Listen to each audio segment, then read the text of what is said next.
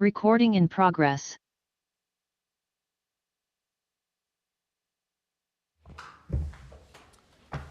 Okay, I'll call the Utility Commission meeting for Wednesday, May 13th, 2026 at 5 p.m. to order. And we have a quorum and the agenda was properly posted. Public appearances. Seeing none, we'll go on. Number 4, discuss and consider the minutes of the Utility Commission meeting on March 11th, 2026. So can I have a motion for that, please? So moved. Second? Second. Okay. Any other discussion? All those in favor say aye. Aye. Anyone opposed? And no one abstaining. And then can I have a motion for the second Utility Commission meeting, the special Utility Commission meeting on April 16th of 2026? A motion, please. I'll make a motion to approve. I'll second. Any other discussion? All those in favor say aye. Aye. Anyone opposed? And no abstaining. Thank you. And so 5, discuss and consider approval of the vouchers.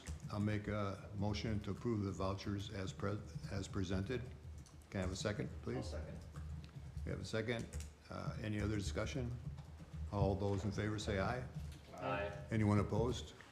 And no abstaining. Thank you. New business, the presentation from Madison Metropolitan Sewage District Director, Eric Dundee. I'd like to welcome Eric here to give a presentation on MMSD and what kind of work they're doing. It's all yours, Eric. Thank you. Eric Dundee, Executive Director of the Madison Metropolitan Sewage District. So here tonight, not to go through every slide that I have here, the slides that are provided are more for reference, but just want to hit a few highlights for the Utility Commission tonight. So first thing is about the sewer district. We serve about 440,000 people. Projections in Dane County tell us that in 20 years that could be 550,000 or more. So we pay attention to these numbers quite a bit. We also know that we serve 24 customer communities. So all those communities have different goals with how they want to grow one way or the other. So we pay attention to that. If you think about how much flow we bring in every day, think of Camp Randall Stadium. We fill that up every day, we clean it, and we send clean water away. That's during normal flows. During high weather flows, that's 4 times Camp Randall Stadium. So with that, we like to always talk about how this works. As a utility commission, I'm sure you've heard lots of topics about sewer service, different pipes, things like that. So for the sewer district, we serve the village as you serve the property owners. So the property owners, business owners have their sewer lateral that comes from their toilets, sinks, drains, goes to the village sewers, and then those sewers go to the sewer districts. So the sewer district, we are actually the closest connection for Cottage Grove is off of Fankhauser Road, Vilas Hope area, Buckeye.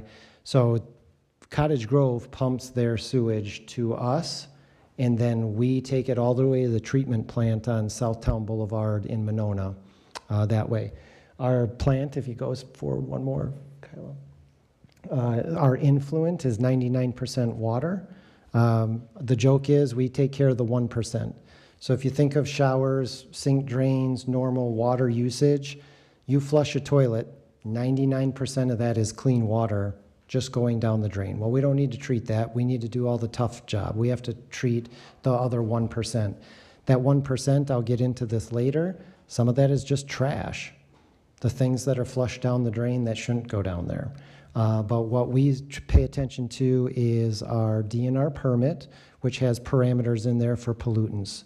Those pollutants and parameters are about nitrogen, phosphorus, ammonia, things like that. So we're trying to take care of that with biological treatment, with bugs, not chemicals, to treat that. And then if you click to the next slide, we call it effluent. We take the clean water and we actually have to pump it away. The sewer district is unique, not just in Wisconsin, but in really North America. We have 100% of the flow pumped to us, and we have to pump 100% away. We do not have a gravity discharge, they call it, which for us would mean it would go into Upper Mud Lake and down the chain. We do not do that. We actually pump it away down near Oregon. So.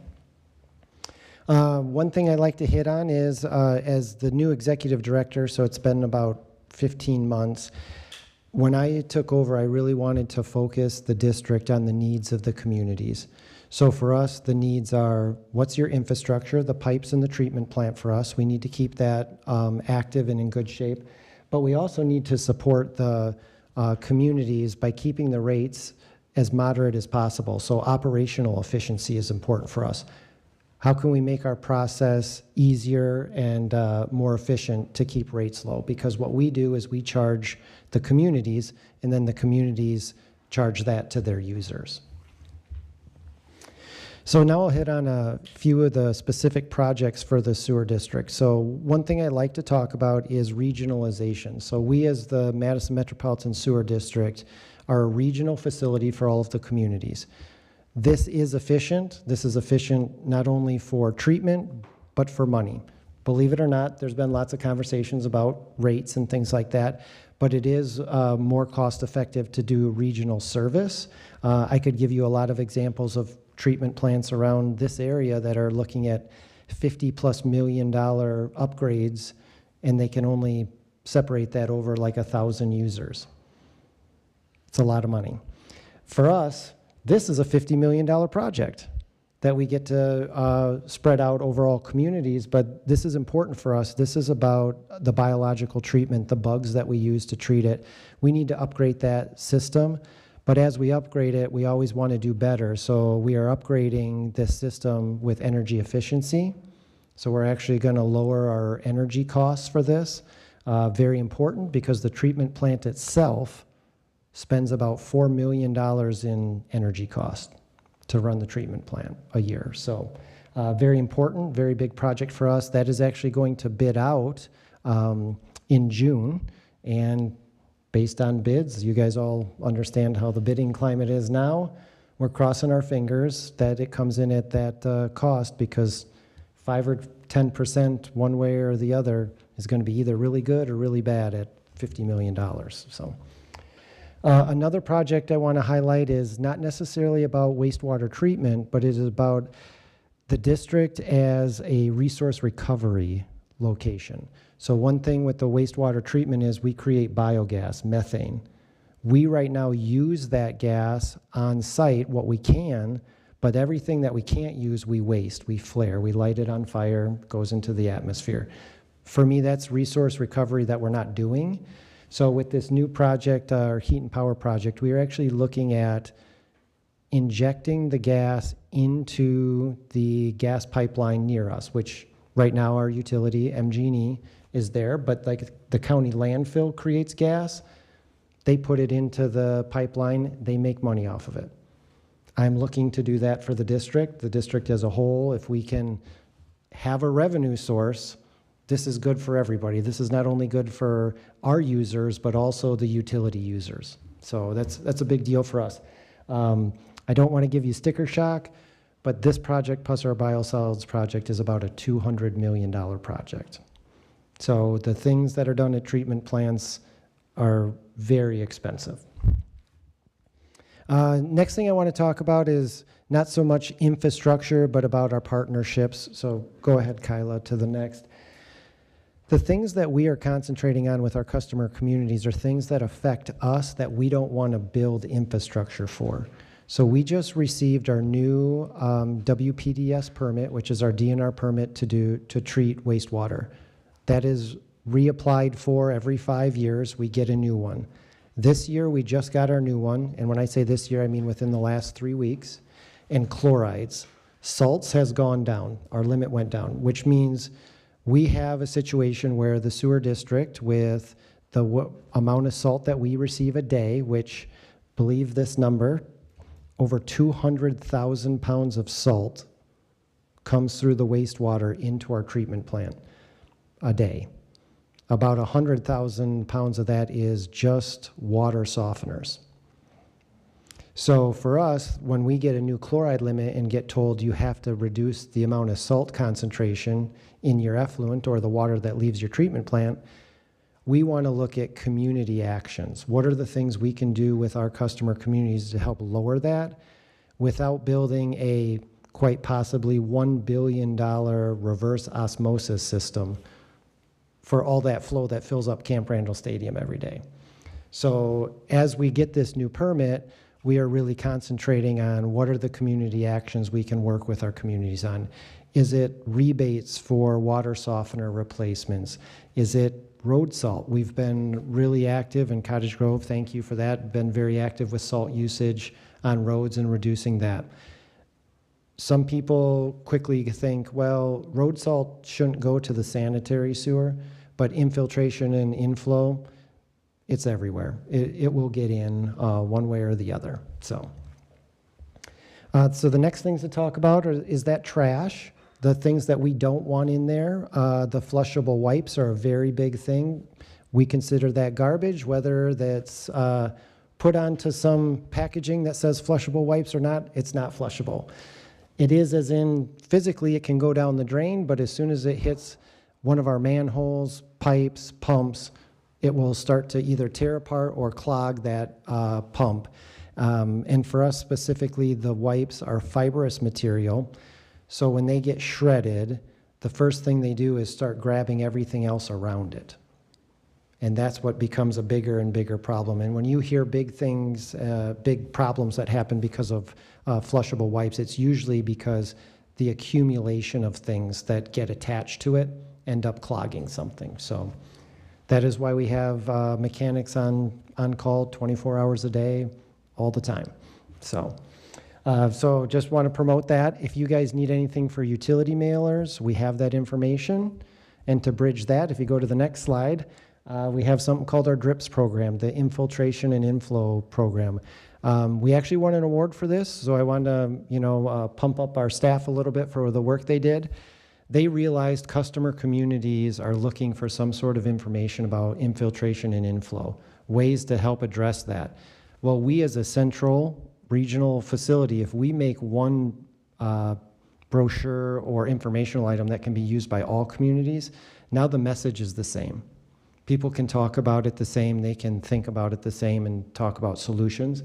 So if you are interested in having any of this information for community mailers or on websites, we have the QR code there, but obviously you can reach out to us for that information. And the last thing I want to do is welcome everybody for a plant tour. If you are interested as a utility commission as a whole, or family, or different groups want to come take a tour of the treatment plant, you can go to our website and do that. You can also reach out to myself. If you get lucky, I can give the tour. So that might be an all-day event. I get pretty excited about it. But please think about come taking a tour or bringing people to that. It's always a good thing here in the Madison area to realize that we as a whole community are trying to do one thing, which is return clean water back to the environment. So with that, I'll end it unless there's any questions. For this committee's note, or commission's note, we did advertise all of the DRIPs, Facebook, social media, on our village website last year as they were coming around and into this year as well. So that did go through the community and got the word out on that. And my staff and I, the utility and some of the public works staff also went on a tour last year as well, and it is really cool. I highly recommend it, but I also highly recommend coming to see all of our lift stations and wells too, so. So on the flushable wipes, what can we, I know you put out information, but how can we stress that? I mean, is there a mailer we could do? How can we make it better? Because I know all of our pumps have grinders on them, specifically for that purpose.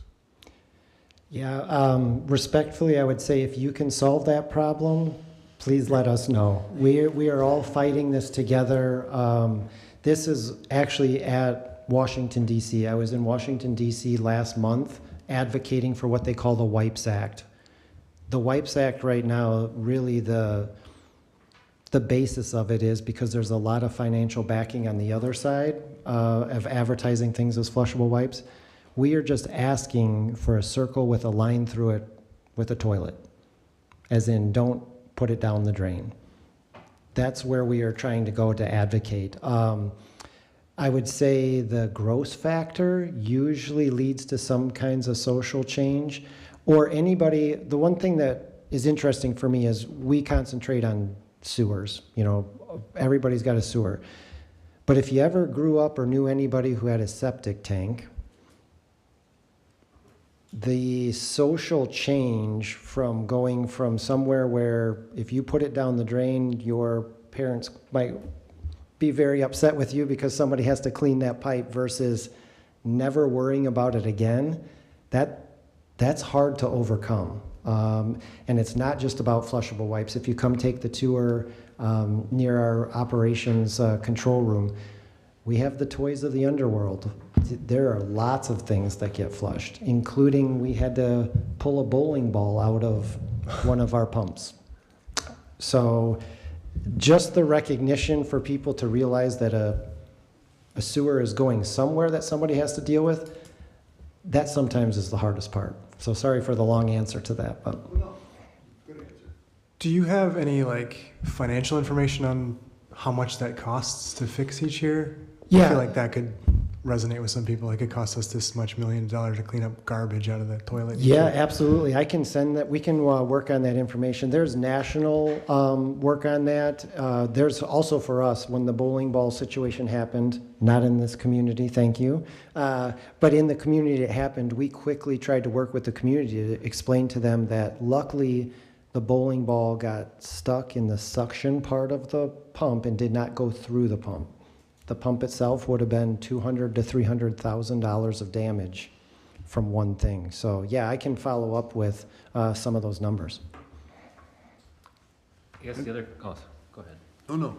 The main question I had, so in a wet weather scenario, you're talking about treating 3 times as much influent. That must be mostly I&I, right? So with a system relatively as new as ours, with a lot of chimney seals and things like that, is there another main contributor besides leaky manholes and leaky pipes that contributes to that, that we can, once again, community outreach? I mean, you can't really community outreach about the fact of leaky manholes and leaky pipes. It's not the homeowner's fault. It's just the nature of the system. But is there another major contributor? Yeah, I would actually say that the homeowners usually have the bigger issue. So 75%, and I'm using general numbers, 75% of infiltration and inflow is from the house to the manhole in the street. It could be tree roots. It could be your roof drain being connected to your sanitary sewer. It could be your sump pump in your house being connected to your sanitary sewer. There's a lot of things that have changed in building code over the years that don't allow some of these things to happen now, but that doesn't mean they're not there. And for older communities, not necessarily Cottage Grove, but for older communities, the larger the tree next to a sanitary lateral, if it's broken, it's going to pour into it. Cleanouts, if you guys understand, like in a bend in a lateral, you have a cleanout. So somewhere where it bends, you got to be able to get down there to clean it out. Well, you'd be surprised how many of those are open or broken and just the grass has kind of grown over it. Well, any kind of water that's in that sod or turf ends up in that that cleanout. So yeah, we deal with this a lot. There are very obvious things, you know, by lakes, stormwater ponds, where all of a sudden you find a manhole lid being off. Well, that's a lot of water that can get into the system in a quick amount of time. But you're right, a lot of it is newer systems don't see as much. But usually what happens is when there's a problem, it's a big problem. I was surprised with the amount of salt you said that got into the system. Again, how do you educate people on? Yeah. How do you adjust your water softener? Is that a professional thing that they have to do, or? Yeah, this is exciting. So we actually have all kinds of information that on our website, and I can send that too. We actually just piloted with the city of Middleton something called a blending valve. It is a small piece of equipment that goes on top of your water softener, and you can adjust how hard or how soft you want your water. You know, that's to make incremental changes. Usually newer water softeners are not the issue. It's the older water softener that might need 40 pounds of salt every 2 weeks. That accumulation is way worse, I would say, than a slight adjustment of a couple grains. Those are measured by grains. But yeah, we're testing and piloting blending valves for that. We're really, trying to make sure that we help people understand an older water softener. If you are really investing a lot of money in salt, you're buying salt every couple months, that's where the significant amount of salt is coming from. It's the pass-through. But there's also utilities, businesses. If I could give a shout out and recognition, Hydrite Chemical here redid their system, and they're saving approximately 50,000 pounds of salt a year. So like, there are big things that can be done to help things, so. All right, any other questions? Well, thank you for your time. Yeah, thank you.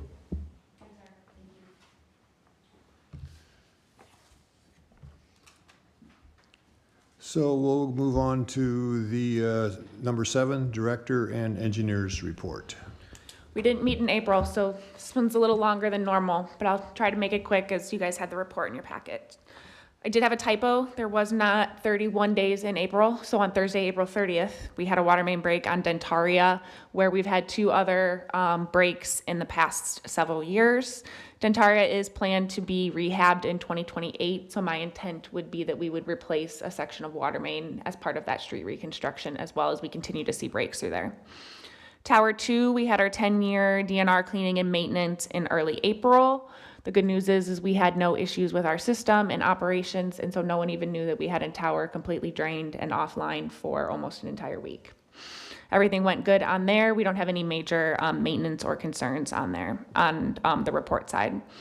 We're beginning our hydrant flushing as we continue to make our rounds as quick as possible here before our Well 2 project kicks off later this summer, trying to flush all the fire hydrants we can. The big thing to report is our GIS update. So our staff and I use Infinite GIS, which we transitioned to several years ago, which is ran through GRAFE. Long story short, they are not able to use their licensing that they have with Esri, which is the GIS software itself. Over the last week and a half, I've been meeting with GRAFE, 2 other Strand, another engineering firm, Esri staff, to see what our best option is to move all of our data from the Infinite GIS and not lose any of the asset management side, because we do all of our water readings for our wells and our lift stations within this Infinite GIS, as well as all of our meter change outs. So those are the big operational sides that I don't want to lose that data. So I don't have a good update for you guys right this minute, as I'm still working through cost proposals, but looking for the best option moving forward. We are going to be no longer able to use Infinite GIS at the end of July. So I will have an update for this commission. It was made very aware to GRAFE that giving us a 2-month notice, I was not very happy with. So we completed the PSC report in early March. All good things came from that.